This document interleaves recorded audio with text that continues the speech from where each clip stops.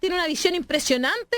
¿Qué? De la política. El otro día me estuvieron diciendo, oye, que seca la liga. Me dijeron que seca. Es que es seca, po. Yo creo que pronto me la van a robar, me dijo alguien por ahí. Es nuestra, Lía Arroyo Careza, colaboradora del Observatorio Legislativo del Instituto Igualdad, con quien queremos conversar de varias cosas. ¿Cómo estás, Lía? Bien, ¿y usted? Gracias por los piropos y la lengua. Después te cuento, ¿quién fue el que te piropió tanto? ¿Cómo pasaste la Navidad, Lía? El Nico Facuse. No fue Nico. ¿Te imaginas? Si te digo dónde nos encontramos, lo vas a ver con mayor razón. Ay, tanto secreto. Bueno, hagan el programa ustedes dos, entonces. Nos tomamos el poder con Lía, ¿qué tanto? Ay, ahí te cuento. Ay, que no sé qué. Te voy a morir si te cuento. No te vaya a morir, no. Pero no, sí, ya sabe quién es. Qué bueno. Muy merecido, por lo menos. Sí, de todas maneras. Oye, Lía, ¿cómo estás? Primero que todo, ¿cómo va la vida? ¿Cómo estuvo este fin de semana especial? Bien, tuvimos una pequeña pausa dentro de la agenda de esta semana. Principalmente por el tema de reajuste y otro proyecto un poquito más desconocido, que es el de FOGAPE, que estuvieron bien hasta última hora. Y ya, bueno, se supone que esta semana ya debería resolverse un poco y aclararse un poco la película. Qué bueno. Sobre todo, ojalá que FOGAPE se amplíe, de verdad, que le llegue de verdad a más pequeños y medianos empresarios, porque es muy necesario para muchas personas. Perdón la ignorancia, pero a mí me gustaría entrar así con la Lía para entender bien el tema del reajuste del sector público. Se ha tramitado harto, allá, pero aún no me queda muy claro, Lía, quizás podemos partir como explicando bien en qué está, qué es lo que falta y qué es lo que debería pasar. No, y sobre todo esos recursos para la defensa judicial de Carabineros. Exactamente. Sí, vamos ahí a aclarar ese punto. Vamos. Bueno, el reajuste ingresó hace un par de semanas. La última vez que estuve con ustedes les contaba que se había rechazado en general, por lo tanto se tuvo que desarrollar el trámite de insistencia, donde el Senado aprobó esta insistencia del presidente para continuar la tramitación del proyecto, y el proyecto se sigue tramitando después de eso de manera normal. Ya. En la Cámara de Diputados se presentaron indicaciones, porque había desacuerdo con el guarismo de reajuste, que les decía que estaban en 0,8 y 2,7, y en el corte era 1,5 millones. O sea, sobre 1,5 millones el reajuste era 0,8, exceptuando autoridades y alto sueldo, y bajo el 1,5 millones era 0,7. No se logró modificar el guarismo, pero lo que sí se logró modificar fue el corte. ¿Ya? El corte se subió de 1,5, o sea, de 1,5 millones a 2 millones. Y ese mismo corte se aplica al reajuste y a todos los beneficios que también son diferenciados según el nivel de remuneraciones del funcionario. Eso es lo que dice relación específicamente con el reajuste propiamente tal. Porque yo les contaba también que el reajuste es como una ley miscelánea en el fondo y tiene de todo dentro. O sea, uno encuentra de las cosas más extrañas que parecen no de la esencia de una ley como esta, pero que están ahí. Y ahí, bueno, como yo creo que es importante hacer mención a que se logró avanzar en el bono COVID para funcionarios de la salud. Eso creo que es muy importante. Se logró a través de la presión que se realizó, que a través de indicaciones el presidente de la República estableció un bono de 200.000 pesos pagado en enero de 2021 para los funcionarios y funcionarias de la salud, reconociendo con algo más que aplausos la labor que han desarrollado, el esfuerzo, el costo personal, el costo profesional, el costo físico de su salud, y es una forma, quizás podríamos pensar que sigue siendo insuficiente, pero por lo menos da una línea de donde uno puede decir, bueno, hay aquí una demostración importante respecto a la labor que han cumplido. Entonces, evidentemente fue muy bien recibido y fue aprobado tanto en la Cámara como en el Senado. Y lo otro importante es que se restituyó una especie, en el reajuste siempre viene un bono que se llama bono término conflicto, ya que no es propiamente un bono término conflicto, porque es un estatuto diferenciado, pero que hace las veces de, ya que no venía este año. Entonces, eso generó muchos problemas porque el tono del Ejecutivo molestó mucho a los funcionarios, a las organizaciones de funcionarios y a los parlamentarios, porque era como, oye, tienen que ver con una idea de los dientes que tienen pega, hay gente que está sin pega, entonces era como partir de una... O sea, en el fondo, también desconociendo un poco que la labor de los funcionarios públicos en este trance de pandemia, en esta situación compleja en la que estamos, ha sido evidentemente una labor tremendamente importante para mantener el funcionamiento del Estado, ¿ya? Y por lo tanto, la incorporación del bono también se vio con buenos ojos. Es un bono de 97.000 pesos para las remuneraciones bajo 720.000 pesos y sobre 720.000, 48.000 pesos. Es la mitad de lo que se le otorgó el año pasado, pero por lo menos igual es una cantidad que evidentemente satisface las expectativas para un año como este, que es un año fiscal particularmente complicado. Y ahora lo que resta, bueno, esto se aprobó en el Senado el jueves pasado, el 24, así como bien tardecito. No alcanzó por eso a pasar a la Cámara, pero está citado mañana a la Cámara o conocer este proyecto en tercer trámite. Entonces puede ocurrir que la Cámara acepte los cambios que hizo el Senado y la ley se despache, o bien que rechace alguno de los cambios que realizó el Senado y que vaya a comisión mixta, que también se tendría que resolver esta semana antes de que termine. Perfecto. Y esto, lo de Carabineros, entonces, esto de la defensa judicial, ¿es un cambio que se hizo en el Senado o venía de antes? Ahora, ahí vamos con eso. La norma relativa a la defensa judicial es una norma que venía en el proyecto original. Y que, evidentemente, a todos que nos toca registrar esto al tiro, uno hace como la primera mirada del proyecto y decir, oye, esto está raro. Entonces, todos los parlamentarios empezaron, los diputados y diputadas en primera instancia y los senadores después, a levantar un poco la alerta por esta situación y decir, bueno, ¿qué significa esto? ¿Ya? ¿Por qué esta autorización? ¿Cuál es el sentido? Y finalmente también es importante, ¿quién la paga? ¿Ya? Porque ese punto también es tremendamente relevante. Lo que entiendo que a mucha gente le molesta, es pensar que la defensa judicial de Carabineros, que eventualmente puedan incluso haber incurrido en abusos policiales, que esa defensa jurídica tendrá que ser pagada con recursos de todos los chilenos. Y ahí sí quiero hacer una precisión, porque también fue lo que señaló el ministro durante la discusión. Esta es una autorización a la Dirección de Bienestar de Carabineros. ¿Ya? La Dirección de Bienestar es como, bueno, muchas empresas y funcionarios claro. Están familiarizados con lo que son las de bienestar, que son en el fondo entidades que gestionan de alguna forma beneficios para funcionarios, para trabajadores y esas funciones.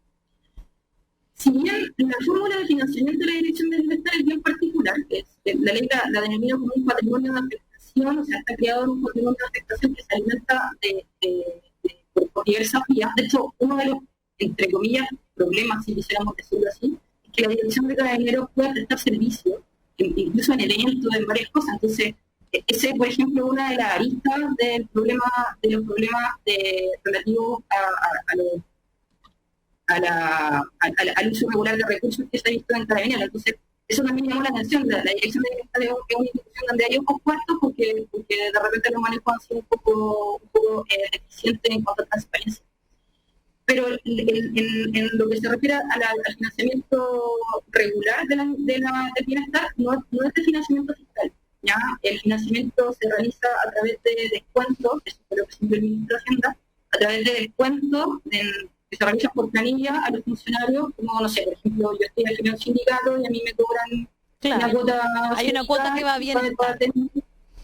Sí. Claro, y en el caso del Carabinero, una cuota que va a bienestar, y ese sería el financiamiento. Entonces ahí tenemos como pero igual, decir, bueno, ¿qué pasa? Eso, pero igual, Lía, igual es plata fiscal la que va bien, o sea, nosotros porque indirectamente sí. ¿Por qué se necesita una ley para aceptar que la Dirección de Bienestar contrate un seguro jurídico, por decirlo así, para que tengan defensa? Lo que tiene los notarios, por ejemplo, contratan seguro jurídico. Alguien los demanda y tiene seguro para que alguien los defienda, y si pierden plata, también lo paga el seguro. Esos seguros que tienen, por ejemplo, el notario o los médicos también. Seguro contra negligencia. Los médicos también. Esto sería Carabinero. Alguien se querella contra ti, o te demanda civilmente porque tú tuviste un incumplimiento, y la Dirección de Bienestar contrató un seguro para los funcionarios que opera, entonces puede defenderlo, etcétera. ¿Por qué requiere una ley que la Dirección de Bienestar contrate un seguro si es un beneficio más para los propios carabineros, de los tantos beneficios que tienen? Mira, lo que yo entiendo es porque efectivamente la Dirección de Bienestar, las direcciones de bienestar de las Fuerzas Armadas también, son de las pocas que están reguladas y creadas por ley. Entonces, las facultades que tienen, en ese caso, están efectivamente reguladas de forma taxativa por las leyes que las crean. Entonces, yo entiendo, aplicando los principios de derecho público, donde no se puede hacer más de lo que la ley expresa, no solamente lo que no prohíbe, es que era necesario realizar una modificación para poder autorizar la contratación de este tipo de seguros. Eso es pero ¿por qué entonces la oposición se negó y solamente aprobaron Pizarro, Lagoich y no sé qué otro senador de lo tenemos acá? Pizarro, Goich y Arboe, pues. ¿Por qué el resto no había dicho ya, bueno, que contraten el seguro? No entiendo por qué se opusieron.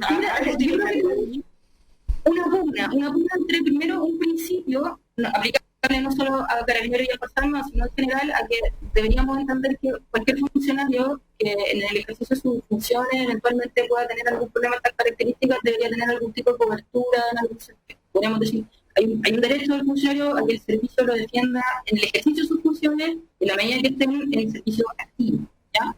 Y solo en el ámbito de sus funciones. Ahora, yo creo que ahí fue el argumento que escuché en muchos parlamentarios, es decir, bueno, en el ejercicio de las funciones, ¿implica también aquellos abusos que se han realizado? Es que eso es... No podemos desconocer. Claro, no podemos desconocer que esto se da situado en un contexto, porque por una parte tienen cuestionados los estándares de transparencia de Carabineros en el presupuesto de recursos, y por otra parte un problema grave en relación con los protocolos de Carabineros en el uso de la fuerza. Entonces, la norma, que quizás tú puedes decir, bueno, mira, si lo pagan ellos, al final, algunos decían eso, bueno, si esto sale del bolsillo de los Carabineros, entonces lo que no importa es que evidentemente no se pague por recursos fiscales, ese es el límite, y creo que en principio se le pidió aclarar al ministro. Pero yo creo que el timing es complejo. Yo creo que estamos en un momento en que todo lo que diga relación con estas esperas va a ser tremendamente cuestionado, porque han sido... Sí, pero ¿cómo le vamos a estar pagando nosotros? No es por nada, pero yo entiendo a lo que ustedes van y si vemos el fondo del asunto, pero resulta que terminaríamos, por ejemplo, nosotros pagándole el abogado a Claudio Crespo. O sea, ¿por qué? No nosotros, porque ese es el tema. Sí, pero indirectamente, igual la plata que tiene Carabineros es del Estado. No es tan así, porque cuando te entra, cuando te entra tu patrimonio... Entendí lo que explico yo, que cada uno lo paga de su propio sueldo, pero en el fondo, o sea, si tú vas al fondo de eso, finalmente nosotros igual le pagamos a los Carabineros, es plata estatal con la que se les paga, y está bien, si yo no estoy diciendo lo contrario, pero a lo que voy es que terminaríamos entonces pagándole el abogado. ¿Por qué? No entiendo eso. También a mí me habría parecido muy escandaloso que lo hubiesen aprobado así nomás. Creo que esta discusión tiene que darse. Por último, hubiese quedado establecido que no pueden entrar causas relacionadas con violaciones a los derechos humanos. Por ejemplo, buena posición. Lo que pasa es que no se entiende mucho, yo en verdad no la entiendo mucho. Yo creo que si tú, por ejemplo, vas en un auto de policial a una persecución, tratando de hacer tu pega, chocas a un tercero sin querer, porque vas con la baliza, te pasa una luz roja porque vas en persecución de un delincuente que, no sé, secuestró a un niño. Estoy poniéndome un escenario bien hipotético y casi caricaturesco. Y alguien me demanda por eso. Yo como funcionario, que la institución me defienda porque estaba tratando de cumplir mi deber, yo lo entiendo. Y si puedo tener un seguro además, pagarlo además de mi bolsillo, también lo entiendo. Porque en el fondo estaba tratando de hacer mi pega lo mejor posible y algo resultó mal, etcétera, etcétera. Otra cosa es que me aproveche del resto de mis compañeros, etcétera, cuando yo estoy golpeando a alguien en la cabeza y justamente le disparo en un ojo, etcétera. Exacto. Y entonces tenga un seguro. Por eso que la sutileza es lo que me falla, y si ustedes me permiten, ¿no? Porque la oposición lo rechazó y los típicos tres de siempre, Pizarro, Goich y Arboe, lo defienden. Eso es lo que me hace ruido, ¿me entienden? No lo tengo claro, por eso pedí un poco más de... Ese es mi punto, para que quede claro. El punto fue, en cuanto al rechazo, fue que los parlamentarios lo que pedían era, por ejemplo, definiciones claras como lo que señalaba Alejandro. Claro. Por ejemplo, que había casos de exclusión y que también se tendría que establecer estándares de transparencia. Porque también lo que de repente genera problemas acá es la opacidad del sistema. Ya de repente la revisión de, bueno, ahora desde que se ha modificado se ha ido modificando la ley para poder establecer mejores estándares de transparencia, pero todavía falta mucho en ese sentido. Entonces yo creo que por esas dos razones, para facultar más los supuestos y también para establecer mejores estándares de transparencia, hubo ciertos sectores que lo rechazaron pretendiendo generar más diálogo, pero finalmente los votos no dieron para rechazarlo ni por el Cámara y tampoco obviamente. O sea que los que no quieren diálogo y solamente querían beneficiarlos sin preguntar nada eran Goich, Pizarro y Arboe una vez más, digamos. No quisieron transparentar la más el oficialismo. De dónde vienen, para dónde van. Bueno, ellos son parte del oficialismo a esta altura, todos lo votan el gobierno, Goich, Pizarro y Arboe, que bueno, creo que ninguno de los tres va a reelección y espero que no sean reelegidos, pero en verdad habría que preguntarse qué es lo que... No, Goich ya anunció, Pizarro no puede y Arboe no sé. Pero claro. Es extraño, ¿eh? Es extraño. O sea, a mí no... Dilia, perdón.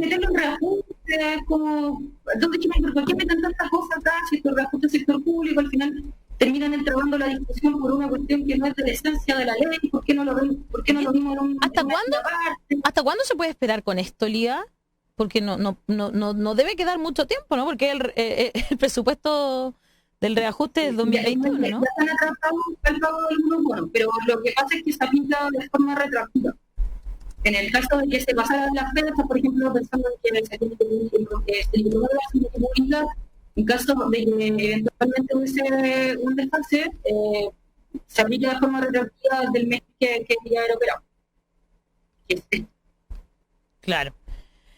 Oye, me parece que esto vamos a tener que estar atentos porque también así como está no se puede llegar y aprobar, creo yo, por lo menos lo de los carabineros vamos a terminar pagándole el abogado, por eso te decía yo, terminar pagándole el abogado a Claudio Crespo, me parece, pero el colmo, ¿no? Es como claro, ese es el tema. Sí, ese es el la tema. La falta de transparencia es un tema grave, sí. Sí, absolutamente. Sí. Oye, Lía, también... ¿Cómo? ¿Perdona? ¿Qué estaba diciendo? Claro, de todas maneras. Oye, hay avances en el proyecto que habilita el voto anticipado y mediante correo. Esto podría suceder en las votaciones del próximo abril. Fue algo que se pidió muchísimo en las votaciones que tuvimos, ¿no es cierto?, en octubre, y me parece muy interesante porque finalmente esto podría ayudar, ¿no es cierto? Sí, porque lo más seguro es que en abril sigamos en pandemia, ¿no? Y con cifras no tan positivas que hemos estado ahora último. Es interesante para que vaya la mayor cantidad de gente y pueda votar la mayor cantidad de gente como debería ser siempre, ¿no? Entonces, me parece muy interesante. ¿De qué se trata este proyecto, Lía? Mira, evidentemente el contexto es que probablemente en abril estemos o bien dentro ya en el rebrote o saliendo del rebrote, las cifras lamentablemente son un poco alarmantes ya a esta altura. Muchas comunas, la mía por ejemplo, hemos retrocedido de fase, hemos tenido que volver a endurecer las medidas. Entonces, en ese entendido, las elecciones de abril evidentemente van a tener un mejor plebiscito, que no se soluciona el plebiscito, aunque sea que estamos contentos con el resultado, creo, pero es un tema que no se resuelve bien. ¿Qué pasa con la gente que está enferma? ¿Qué pasa con la gente que es población de riesgo y que no quiere arriesgarse claro. a un contagio? Entonces fue un tema que quedó pendiente desde entonces y todos dijeron, bueno, esto hay que resolver, ¿ya? El Ejecutivo, como siempre, no ha sido quizás lo suficientemente rápido. Qué raro. La vuelta de la esquina. Entonces, qué raro que el Ejecutivo no se haya movido. Que no quieran. Que presentando proyectos de ley sobre la delincuencia y no sobre la democracia. Qué raro. Son rapidísimos. Para el proyecto de hacer ahí y restringir el orden público, rapidísimo. Pero para esto no tanto. Entonces se presentaron parlamentarias en la Cámara de Diputados para poder quitar voto anticipado y a través de correo. Ya. Son dos que se respondieron. ¿Y qué es más o menos lo que establecen? Establecen la posibilidad de votar por correo de forma anticipada para determinados grupos que no tengan la posibilidad de votar presencialmente o que les resulte complejo. Por ejemplo, la gente que está enferma, adultos mayores o gente con problemas de movilidad y los presos. Perfecto. ¿Ya? Pero ellos consideran que la gente que esté presa y que evidentemente no haya perdido su derecho por la aplicación de la pena de pena futura y que puede votar, puede hacerlo, porque en este momento es una población que puede votar, pero en los hechos, en la práctica, no lo hace. Claro. Lía, lo que pasa es que te estamos escuchando más o menos mal, no se escucha muy bien, se escucha medio entrecortado, entonces necesitamos que te llamen por teléfono para poder escucharte por el teléfono y verte por el Vimix. Entonces, ¿sabes lo que pasa, Lía? El tema es muy, muy interesante porque en el fondo estamos hablando de que podríamos dar un salto a que nadie ya tendría excusas para decir no puedo, tengo que tomar una micro para ir a votar, no puedo hacer esto para ir a votar. Entonces, si tú le das la oportunidad... O no quiero contagiarme de COVID, ¿cachai? Que también es la otra... Y algo absolutamente legítimo. Por supuesto, entonces tú dices, pucha, si te doy la oportunidad de leer, de votar por correo o por correo electrónico, no sé, por el lado, digamos, estamos hablando de por internet, sería y tener los tres sistemas dando vuelta y perfeccionándonos de a poco, yo creo que es un salto positivo para la democracia. Sí, ahora bájale tú el volumen a tu compu, Lía, para que te escuchemos y nos escuches por el teléfono. Ahí sí. Perfecto. Yo creo que cualquier manifestación de democracia representativa, directa, y una forma es que la mayor cantidad de gente pueda votar. Y eso, si lo perfecciona, si podemos tener elecciones en el futuro, aparte de la presencial, que siempre va a ser lo más fuerte, pero con voto más formas seguras de votar, yo creo que siempre hacer algo contributivo va a contribuir a la democracia, y eso es un gran paso, creo yo. ¿Cómo va esto? ¿Se ha aspectado esto, Lía? Sí, mira, en relación con lo que espérate, voy a apagar porque no se escucha por los dos lados. En relación a lo que comentaba Daniel, precisamente esa es la relevancia del proyecto, y lo que está en discusión es cómo va a operar, porque su idea original es que opere en ciertas causales, las que les decía, gente que está de libertad, gente que tiene problemas de movilidad, no son gente que tenga algún impedimento para poder realizar la votación presencial. Pero la idea, de todas formas, es avanzar a un sistema de voto adelantado por correo que sea universal. El Ejecutivo también y el CERVEL se han mostrado relativamente llanos a esto. Obviamente han señalado que para la elección de abril es difícil poder tener un sistema en condiciones de universalidad funcionando, y que probablemente en abril va a tener que ser un sistema así que opere sobre la base de causales y personas que tengan situaciones particulares que no les permitan votar de manera presencial. Pero la idea, y creo que eso es lo más relevante del proyecto, es avanzar a eso, a que en el fondo uno tenga la opción, en caso de cualquier situación, y efectivamente para no restarse del proceso, que sea mucho más fácil poder votar por vía remota, votar anticipadamente, hacerlo por correo, y eso efectivamente yo creo que va a tener un impacto tremendamente positivo en la participación electoral, que es algo en lo que evidentemente estamos como país. Llegamos al 50% en uno de los plebiscitos más importantes de nuestra historia, y uno sigue diciendo, fantástico el resultado, fantástico que haya sido 50%, porque es mucho más de lo que venía haciendo en los últimos 10 años, pero igual uno dice, ¿cómo vamos a tomar decisiones solo eligiendo la mitad de las personas que podemos hacerlo? Entonces, la idea es ensanchar esos márgenes de la democracia, y creo que esta herramienta es una herramienta que actualiza el sistema electoral chileno, que se utiliza y de buena forma en otros países. O sea, independientemente de las pataletas de Donald Trump en Estados Unidos, lo concreto es que el sistema de votación postal funciona de manera absolutamente regular, y en otros países también. Entonces, claro, creo que es algo interesante lo que vamos a avanzar. Ahora está la discusión, por ejemplo, ¿qué pasa si yo estoy en el padrón de voto adelantado y después resulta que no voté adelantado y quiero ir a votar presencial? Puedo indistintamente estar en los dos padrones, cómo se hace el escrutinio, pero son cuestiones de detalle. Yo creo que lo importante es que haya un acuerdo político en avanzar en este sentido, y el proyecto se aprobó en general y en particular, obviamente a la espera de que eventualmente el Ejecutivo presente una indicación sustitutiva o una indicación más o menos relevante al proyecto para modificar algunos puntos que ha estado discutiendo con el CERVEL. Pero yo creo que esto va a salir, y en abril quizás vamos a tener una primera experiencia, y después sucesivamente quizás podamos instaurarlo como una forma de votación regular en nuestra elección. Ojalá, porque además entiendo que funciona ya de cierta manera el correo acá en Chile. O sea, por ejemplo Daniel, que puede votar en Italia, manda por correo, y Correo de Chile está certificado internacionalmente para hacer ese Pepe Out también, perdón, su señora, en realidad. Oye, pero por ejemplo, también hay que corregir cosas como, por ejemplo, que en el CERVEL, ustedes saben que si no hay muerte declarada de alguien, sigue estando en los CERVEL. Entonces hay gente de 105, gente de 104 años, que están en el CERVEL, nunca van a votar porque están muertos, pero como no están declarados muertos, siguen estando en el CERVEL. Entonces hay gente, eso también hay que modificarlo, hay que arreglarlo, porque sabemos, hay que funarlo. No, hay que cambiarlo. ¿No?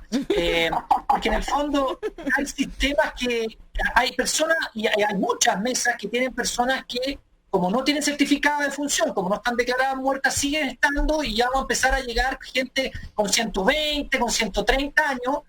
Ahora estamos como en 102, 103, 104 años, que se sabe que está muerta, pero por sentido común, y que no votan hace muchos años y que siguen estando los padrones. Eso también es un poco engañoso. No digo que suba muchísimo, ni siquiera un punto en del 50-51 en caso que voten, pero igual es engañoso porque hay gente que no debería estar en los patrones y tiene que corregirse de alguna forma.